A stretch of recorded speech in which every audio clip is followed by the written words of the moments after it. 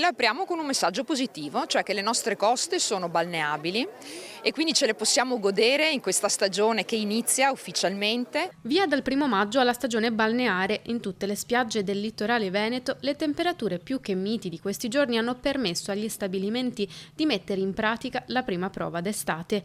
Stagione che si apre con il quasi tutto esaurito negli alberghi del litorale veneziano. Federalberghi comunica che si arriverà a raggiungere l'81% di occupazione, con punte fino all'85% e con circa il 70% di strutture aperte. E garantiamo anche i controlli costanti grazie ad ARPAV, che permette di avere quella sicurezza che continuino nel tempo ad avere le condizioni, le caratteristiche appunto per la balneabilità. Durante l'estate ARPAV garantirà infatti controlli mensili su ogni acqua di balneazione con analisi microbiologiche su Escherichia coli ed enterococchi intestinali, oltre al monitoraggio delle condizioni ambientali e alla verifica della presenza di eventuali materiali spiaggiati. Il dato positivo è che in un recente studio tutte le acque del Veneto sono state ritenute idonee alla balneazione.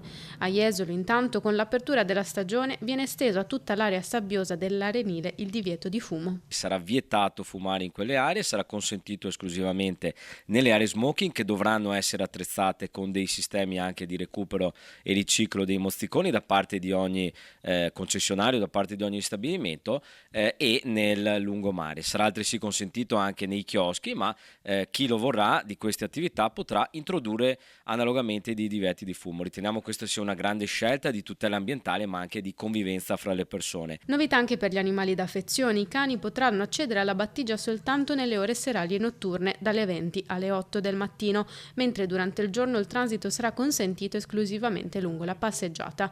Dalla Regione, intanto, il monito a rispettare gli altri e l'ambiente. Si può fare attività turistica se anche tu hai un ambiente che è recettivo, un ambiente bello, un ambiente che si offre anche da un punto di vista turistico. Naturalmente è un ambiente che deve essere anche rispettato. Durante la stagione turistica si abbassa un pochino l'attenzione sulla raccolta differenziata dei rifiuti.